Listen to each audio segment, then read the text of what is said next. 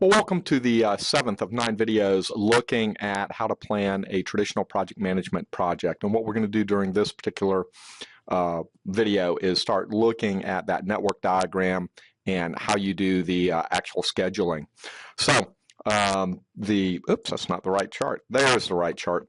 So the idea of network-based scheduling is over time to figure out what activities do you need to accomplish to design, build, test, and install a particular project. And as you're doing that, the earliest attempts kind of looked like this. It was more of a task on arrow approach, and what has happened is we've since moved to using this kind of task on node format. It's really kind of the same thing, but it's got additional information, and what you'll find surrounding each one of these blocks is a series of numbers that represent different things. So ES is going to be earliest start. EF is going to be earliest finish. So what's the earliest time you can start this task? What's the earliest time you can finish this task? Then down on the bottom, LS is going to be latest start. And then LF is going to be latest finish. Okay? The ID is actually just the ID of the task. The slack is this idea that if you were to shift somewhere between the earliest start and the latest start, how much wiggle room do you have in starting this task without extending the length of the overarching project? And then E is going to be the amount of effort. What's the duration of this particular task? So again, ES, earliest start. EF, earliest finished. LS, latest start. LF, latest finish. E is going to be the amount of effort or the duration of the task. ID is just an identifier of the task. And then the slack is going to be how much flexibility do you have between the earliest start and the latest start in completing this particular task. All right, well, let's see this in context. So if you've got a series of tasks, you could have a situation like in A where you've got A is a predecessor task to C. In B, down below, you've got that G is dependent on E and F being completed first. And then in C, you've got E and F are dependent on D being completed first. So you see some different relationships here and different conventions in terms of indicating those relationships during scheduling. This idea that A must be completed before C, this idea that E and F must be completed before G, or this idea that D must be completed before E and F. All right, as you start to look at the connections and specifically the arrows between the boxes, you have this idea of, in the first case, when A finishes, B may start, okay? That's a finish-start relationship. So there are certain tasks that, you can't do task B until A is absolutely finished.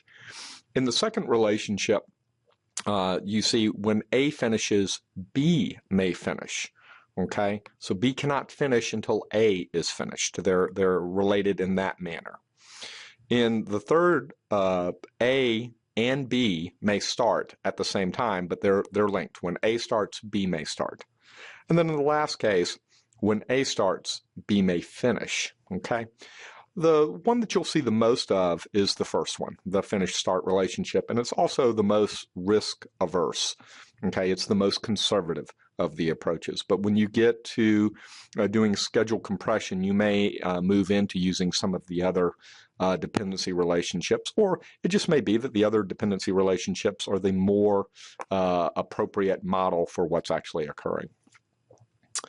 There are lots of constraints on dependencies. This lists a few of them that, again, you want to keep in mind as you're working forward, and we'll talk about this a little bit more when we get towards Slack and how we actually schedule that Slack. So when you're starting to build the network, you're starting to assemble the diagram, you're really going to do two different passes through. There's going to be one pass through where you're filling out the earliest start and earliest finish, okay, and that's going to be your forward pass. And so you're going to go from left to right, start to finish, determine the early start and early finish. And then from there, early start plus duration minus 1 is going to give you your early finish for that particular task. Once you've completed that, and you've filled in all the numbers on top of all the boxes, then you're going to do a backward pass. And during that backward pass, you're going to do the late schedule. And that's going to be a right to left, starting at the finish and working all the way back to the start of the project. Determine the late start and late finish.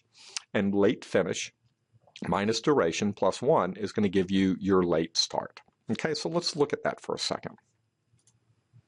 So in this particular case, we're doing a forward pass. So the duration of task A is 1. So you start at 1, and your earliest finish is at 1. Okay. B has a duration of 3. So you start at 2, 2, 3, 4. 4 would be your finish. In D, you have a duration of 5, 5, 6, 7, 8, 9. And then in task F, you've got a start at 10, and 10, 11, 12. That will give you a finish of this project at 12. But you've got to go back and look at C and E as well. So again, you go back to A, duration of 1, finishes during 1. C is going to be 2, 3, okay, because it's got a duration of 2. E is a duration of 2, so 4, 5. All right. So E will finish at 5, and then it won't influence F. F is always, the numbers are always going to be, for earliest start, earliest finish, are going to be dependent on what the latest number is going to be. So 5 plus 3 would have been 6, 7, 8. But in this case, we'll stay with 10 and 12 because the earliest start is dependent on the A, B, D path. All right, now let's look at it going the other way. We've looked at a forward pass. Let's look at a reverse path. So in the reverse path, we're now putting in the numbers along the bottom. So we're going to take that 12 and then subtract 3, add 1, and that gives you 10. Okay? Then we'll look at path D. It's going to be 9 minus 5, the duration, plus 1 equals 5.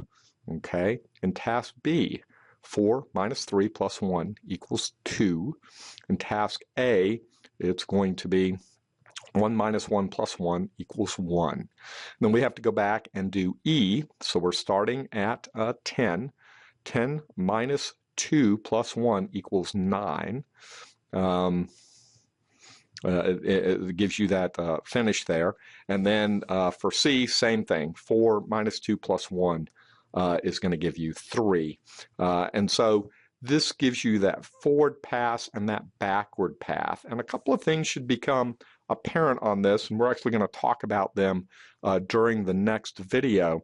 But one of these paths determines the length of the overarching project, okay? And that's going to be your critical path.